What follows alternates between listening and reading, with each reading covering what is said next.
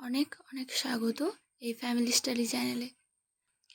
আজ আমি তোমাদেরকে পড়াবো ক্লাস 2 এর তৃতীয় পর্ব। যে পার্টটা আছে, ফার্স্টেই আছে বিদ্যাসাগরের কথা, একদম ফার্স্টে 179 পেজে আছে বিদ্যাসাগরের কথা। ওকে, তো চলো বেশি না কথা বলে পড়াটা শুরু করা যাক। আমি শুধু পড়াটা পড়িয়ে দিচ্ছি এবং তার সঙ্গে যে কোয়েশ্চেনগুলো আছে এই 180 পাতার, এগুলোও পড়িয়ে দেবো। তোমরা চাইলে লিখে নিতে পারো বা দাগ দিয়ে নিতে পারো। চলো। বাবার সঙ্গে হেঁটে কলকাতায় আসছে ছেলেটি। বাবার সঙ্গে হেঁটে কলকাতায় আসছে কে? ছেলেটি। ছোট্ট, এটা হচ্ছে ছোট্ট বিদ্যাসাগর, ছেলেবেলার বিদ্যাসাগর। আর ইনি হচ্ছে তার বাবা ঠাকুরদাস বন্দ্যোপাধ্যায়।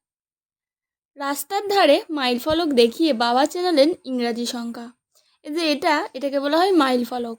রাস্তার ধারে আছে মাইল ফলকগুলি, বাবা এইগুলো দেখিয়ে দেখিয়ে ছেলেকে কি চেনালেন? ইংরাজি সংখ্যা। মানে মাইল ফলক দেখিয়ে চেনালেন ইংরাজি সংখ্যা। চটপট শিখে নিল সে। ইংরাজিতে লেখা ছিল 19, তারপর 18, 17, এভাবে 10। তারপর যতবার এলো মাইল ফলক, প্রতিবার সেই বালক নির্ভুল উত্তর দিল। নির্ভুল মানে একদম ঠিক ঠিক উত্তর দিল। বাবা তো অবাক, সত্যি এত তাড়াতাড়ি শিখেছে? বাবা তো অবাক হয়ে যাবেই, তাই না? তার ছেলে এত তাড়াতাড়ি শিখে যাচ্ছে, তাই জন্য তার বাবা অবাক হয়ে যাচ্ছে। তাহলে ছেলের স্মৃতিশক্তি তো অসাধারণ। বাবা ভাবছে, তাহলে আমার ছেলের স্মৃতিশক্তি তো খুব ভালো। পরীক্ষা করার জন্য কথায় তাকে ভুলিয়ে রেখে নিয়ে চললেন পরের মাইল ফলকের দিকে। তার সন্দেহ হয়েছিল ছেলে হয়তো আন্দাজে সংখ্যা চেনাচ্ছে। পরের মাইল ফলক ছেলেকে দেখাতেই সে বলল, এখানে ভুল লেখা আছে, হবে 6 কিন্তু লেখা আছে 5। বাবা বুঝলেন যে ছেলের মেধার কোনো তুলনা হয় না। পরবর্তীকালে এই বালকের পাণ্ডিত্য উজ্জ্বল হয়ে উঠেছিল বাংলার শিক্ষা জগৎ আর সাহিত্যক্ষেত্র। তার অবদান আজও আমরা কৃতজ্ঞচিত্তে স্মরণ করি।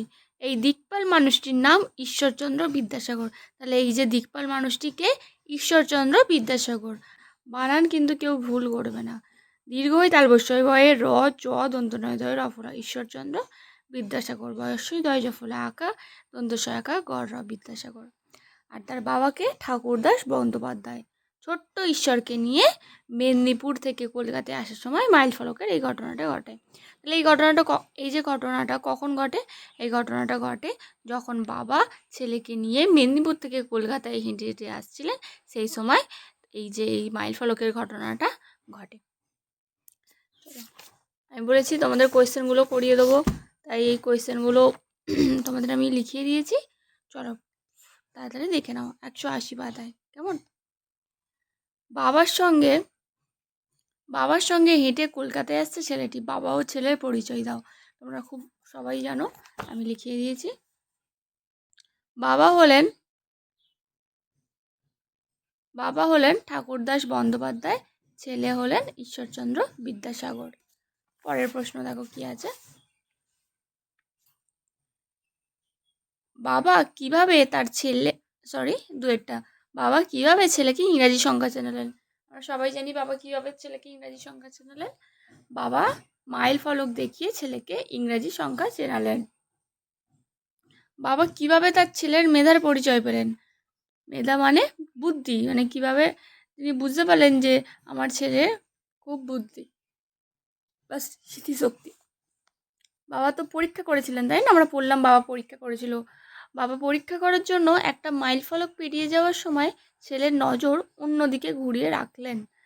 পরের মাইল ফলক ছেলেকে দেখাতেই সে বলল, ভুল লেখা আছে, হবে 6 কিন্তু লেখা আছে 5। এভাবেই বাবা ছেলের মেধার পরিচয় পেলেন। তোমরা লিখে নাও, ঠিক আছে? এরকমভাবে মনে তো থাকবে না, তোমরা লিখে নাও। দেখো পরের প্রশ্ন, 4 দাগের বলেছে নিচের ঘটনাগুলি সাজিয়ে লেখো। এগুলো আমি বইয়ে করিয়ে দিয়েছি। মানে প্রথমে কোন ঘটনাটা ঘটেছিল, দ্বিতীয়তে কোন ঘটনাটা ঘটেছিল, কোন ঘটনাটা ঘটেছিল? প্রথমে ঘটনাটা ঘটেছিল রাস্তার ধারে মাইল ফলক দেখিয়ে বাবা ইংরাজি সংখ্যা চেনাচ্ছিলেন। প্রথমে তো এটাই ঘটেছিল না, প্রথমে এটা হবে। দ্বিতীয় কি হবে? পরীক্ষা করার জন্য একটা মাইল ফলক পেরিয়ে যাওয়ার সময় ছেলের নজর অন্যদিকে ঘুরিয়ে রাখলেন তিনি। এটা দ্বিতীয়বারে হয়েছিল।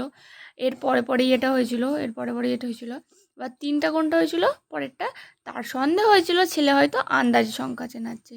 তারপরে হয়েছিল পরের মাইল ফলক ছেলেকে দেখাতেই সে বলল এখানে ভুল লেখা আছে। আর লাস্ট হয়েছিল বাবা বুঝলেন যে ছেলের মেধার কোনো তুলনা হয় না। অর্থ লিখি। অর্থ চটপট। চটপট মানে কি? চটপট মানে হলো তাড়াতাড়ি। তারপর কি আছে?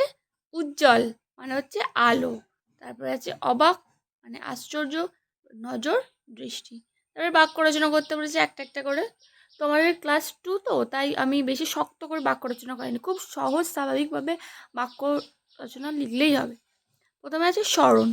আমি ঈশ্বরকে স্মরণ করি। তোমরা ঈশ্বরকে শক্ত বানান যদি মনে হয় ঠাকুরকেও লিখতে পারো। অসাধারণ, আমার কাছে একটা অসাধারণ পেন আছে। তারপরে তুলনা, কারোর সঙ্গে কারোর তুলনা করা উচিত নয়। আর একটা আছে অবদান। অবদানে হচ্ছে মনীষীদের অনেক অবদান রয়েছে। যেমন তোমরা ভালো করে খাতা পেন নিয়ে লিখে নাও। কোনো অসুবিধা হলে, যদি কোনো প্রবলেমে কিছু বুঝতে অসুবিধা হয়, তোমরা কমেন্টে অবশ্যই জানাবে। আমি অবশ্যই তোমাদেরকে কোনো জিনিস অসুবিধা হলে বুঝিয়ে দেবো। ততক্ষণে তোমরা মন দিয়ে পড়াশোনা করো, ভালো থেকো, সুস্থ থাকো। God bless you and thank you.